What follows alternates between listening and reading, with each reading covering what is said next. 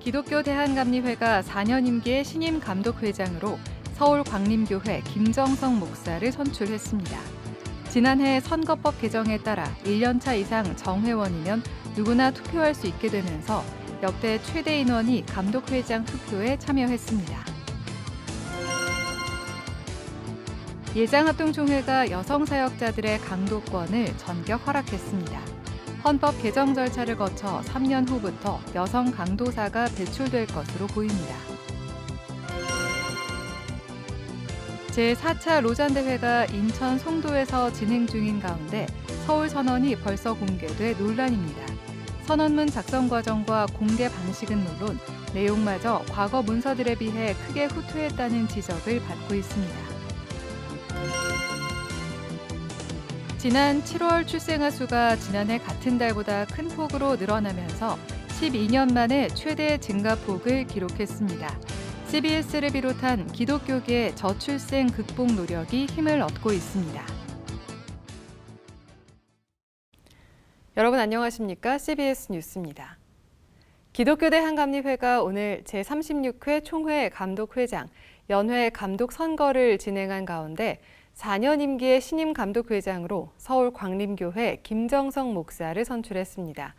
교단 역사상 최대 선거권자가 참여한 이번 선거에서는 김정성 목사가 유효 투표자 수 14,560명 가운데 득표율 57%로 신임 감독회장에 선출됐습니다. 송주열 기자의 보도입니다.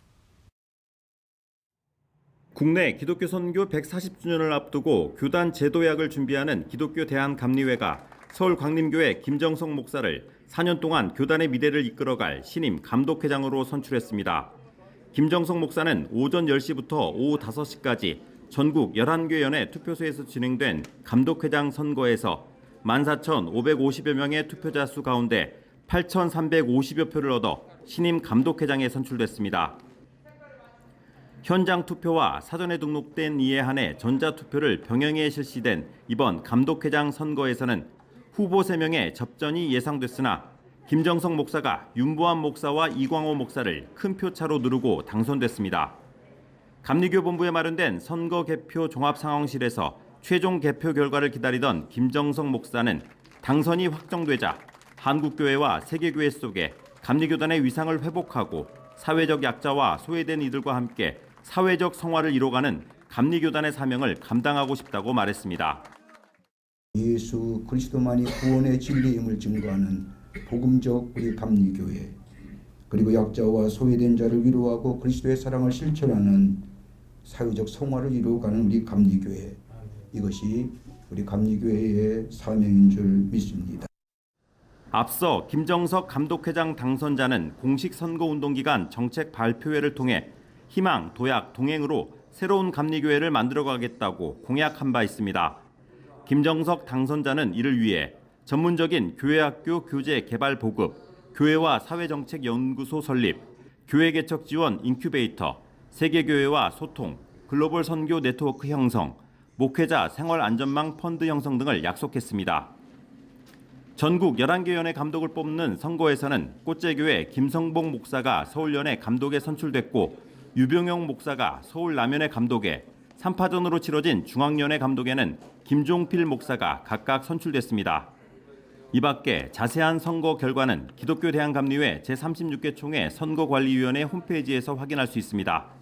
한편 이번 기감 감독회장 감독 선거는 지난해 입법의회에서 정회원 1년차 이상이면 선거에 나설 수 있도록 선거법을 개정해 역대 최대 규모인 14,550여 명이 투표에 참여했습니다. 기독교 대한감리회는 다음 달 30일과 31일 제36회 행정총회를 개최하며 신임 감독회장과 연회 감독들의 취임식을 갖습니다. CBS 뉴스 송주열입니다. 예장합동총회 제109회기 정기총회에서 여성사역자들의 강도권을 허락했습니다. 여성사역자의 지위에 실질적 변화가 생기는 건 사실상 처음 있는 일로 앞으로 3년 뒤 첫 여성 강도사가 탄생할 수 있습니다. 천수연 기자입니다. 여성 사역자들의 강도권 요구를 예장합동총회 총대들이 받아들였습니다. 여성 사역자의 강도권과 강도사 고시 허락 안건이 예장 합동총회 제109회 정기총회 회무 넷째 날 전격 통과됐습니다. 허락이십니까? 예, 아니요.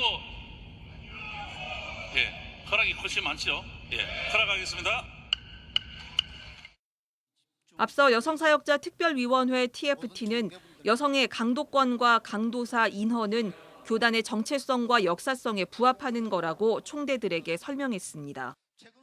1930년에 판에는 헌법에는 안수식이 없는 여집사 제도를, 55년에는 안수받지 않는 종신직 여권사 제도를, 60년에는 남녀 서리 집사 제도를 도입했습니다. 그 중심에는 신학 정체성을 유지해 가면서도 여성 사역자들의 사역의 폭은 넓혀야 한다는 것입니다.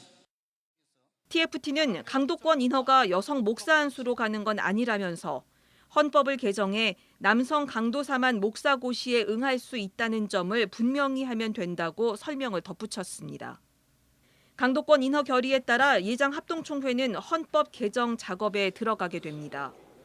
1년 동안 헌법 개정을 연구하고 내년 110회 총회에서 헌법 개정안이 총대 3분의 2의 찬성으로 통과되면 이후 전국 노회의 수의를 거쳐 111회 총회에서 헌법 개정이 확정됩니다.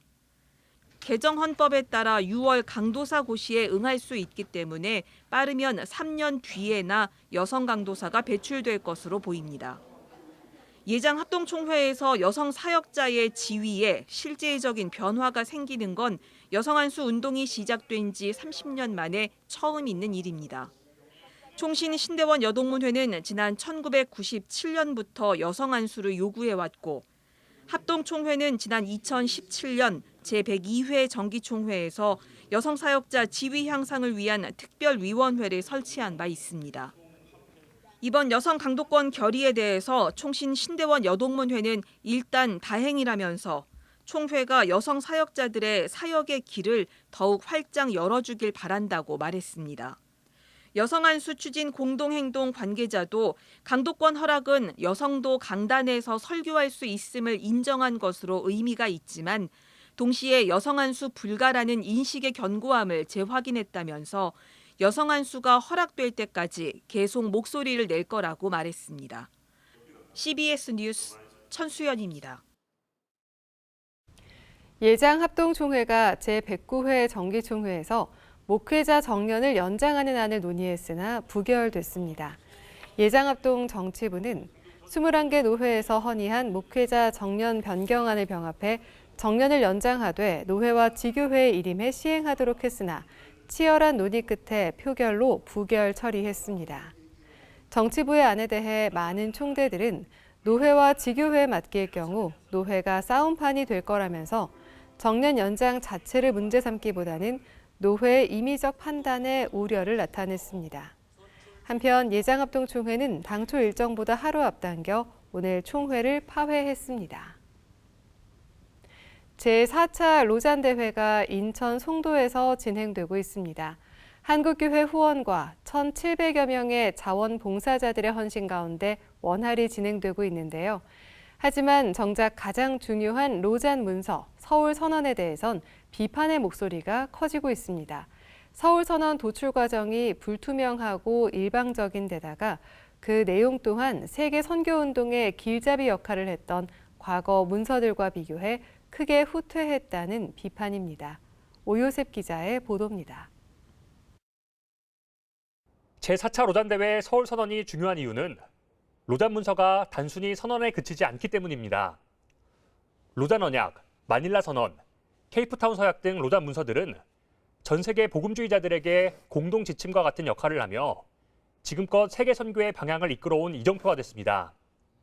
그렇기에 이번 서울선언에도 큰 기대와 관심이 모였지만 발표 방식과 시점, 내용까지 논란이 되며 비판이 커지고 있습니다. 서울선언이 비판받는 가장 큰 대목은 세계 선교의 현실과 거대 담론을 담기보단 교회 성장과 지역교회 목회에 초점을 두고 있다는 겁니다. 단적으로 서울선언은 교회의 선교를 그리스도의 제자를 삼는 것으로 국한하면서 하나님과 모든 창조물의 화해에 참여한다는 넓은 선교의 개념을 퇴행시켰다는 지적을 받습니다. 미셔널하지가 않아요. 종교적이에요. 나를 지키겠다고 하는. 그리고 우리는 이런 사람들이야. 들어오려면 들어오고 말려면 말어. 약하고 죄악에 빠진 사람들에게 다가가려는 톤이 아니에요. 그들에 대한 아픔, 동정, 불의에 대한 얘기가 더 많은 부분을 차지해야지 예수님의 복음에 가까워요. 특히 서울선언은 세계교회적 선언인데 반해 그 내용이 빈약하다는 비판을 받고 있습니다.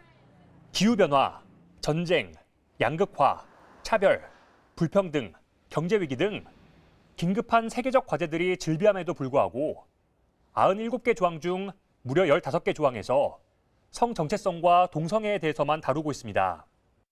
This document is not really addressing some of the issues, more pressing issues that we're actually engaging with in the global south. And there's a lack of representation of the global church.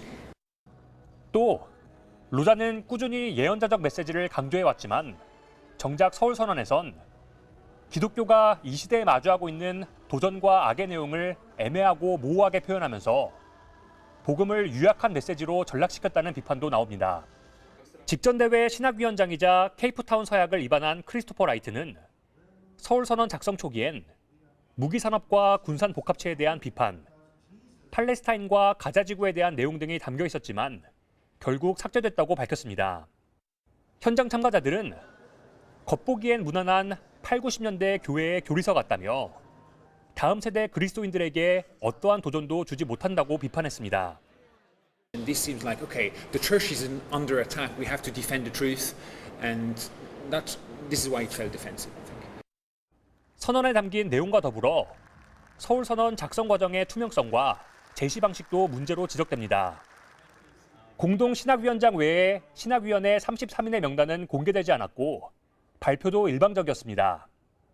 참가자들은 대회 기간 세계 선교가 마주한 25가지 도전에 대한 논의가 활발히 진행되고 있음에도 불구하고 정작 그 논의들이 서울선언에 반영될 수 있는 공식적인 통로와 창구가 마련돼 있지 않다고 지적했습니다. 이런 식으로 선언문이 그냥 저희 논의랑 전혀 상관없이 주어지다 보니까 약간 몽둥이를 얻어맞은 기분이라고 해야 될까요? 저희가 테이블에서 그렇게 많이 얘기했는데 왜 이게 안 들어갔지? 이런 의아함이 개인적으로는 좀 있어요. 참가자들은 이 같은 일련의 과정과 관련해 마이클로를 비롯한 국제로잔본부가 12개 지역별 모임을 강화하는 등 로잔을 제도화하고 있다며 우려의 목소리를 냈습니다. 한편 서울선언에 문제의식을 가진 참가자들은 수정 보완 요청 사안을 정리해 신학위원회에 공식적으로 전달하겠다고 밝혀 그 내용들이 향후 반영될 수 있을지 주목됩니다. CBS 뉴스 오요셉입니다. 올해 7월 출생아 수가 지난해 같은 달보다 큰 폭으로 늘어나면서 12년 만에 최대 증가폭을 기록했습니다. 출산율에 영향을 미치는 혼인 건수도 증가해 저출생 극복 가능성에 대한 기대감을 키우고 있습니다. CBS를 비롯한 종교계 저출생 극복 노력은 계속되고 있습니다. 한혜인 기자입니다. 올해 7월 출생아 수가 지난해 같은 달보다 7.9% 늘었습니다. 7월 기준으로 12년 만에 최대 증가폭을 기록했습니다. 통계청이 발표한 7월 인구 동향에 따르면 7월 출생아 수는 2601명으로 지난해 같은 달 대비 1516명 늘었습니다. 혼인 건수도 큰 폭으로 증가했습니다. 7월 혼인 건수는 18,811건으로 지난해 같은 달보다 4,658건, 32.9%나 늘었습니다. 1981년 월간 통계가 작성된 이후 7월 기준 가장 높은 증가율을 기록했습니다. 1월부터 7월까지 태어난 아이의 수는 13만 7,913명으로 지난해보다 1.2% 줄었지만 올해 2분기 출생아 수에 이어 7월 출생아 수가 증가한 것으로 나타나면서 최악의 상황은 면한 것이 아닌가 하는 기대감이 생겨나고 있습니다. 이에 따라 저출생 문제 극복을 위한 보다 적극적인 노력이 요구되고 있습니다. 기독교계는 저출생 문제의 심각성을 주목하고 교회와 사회가 저출생 극복에 나서도록 목소리를 높여왔습니다. CBS는 2021년부터 기독교계와 협력해 출산 돌봄 운동을 적극적으로 펼쳐왔습니다. CBS는 2021년 8월 출산 돌봄 국민운동 캠프 주비위원회를 발족하고 저출생 극복을 향한 한국교회의 연대와 협력을 당부해 왔습니다.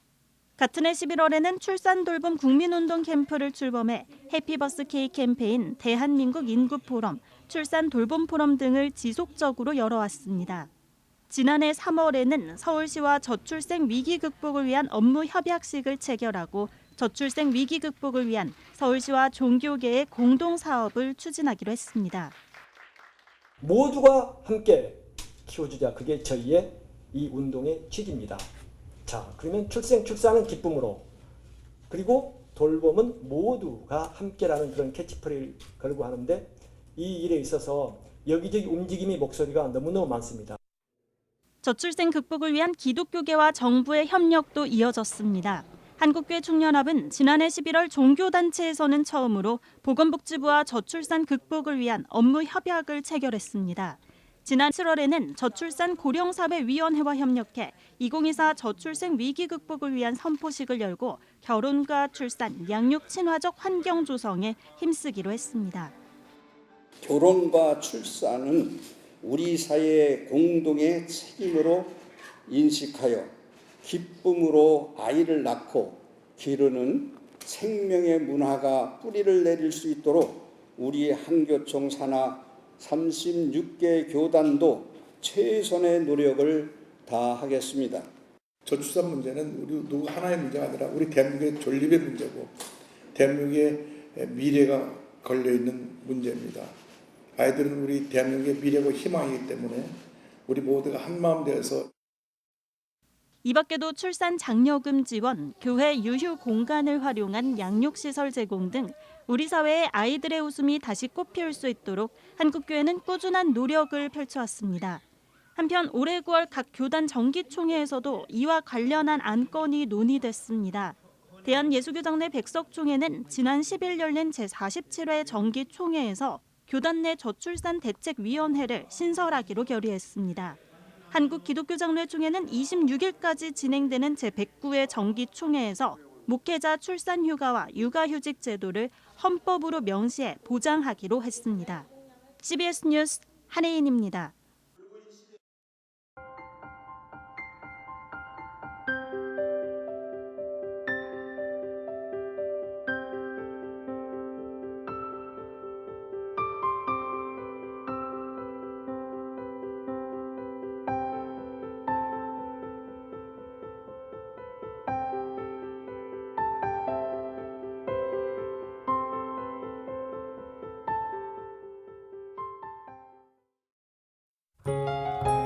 날씨입니다.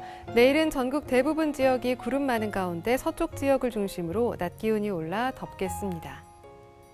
내일 아침 최저 기온은 16도에서 22도, 낮 최고 기온은 22도에서 30도로 예상됩니다.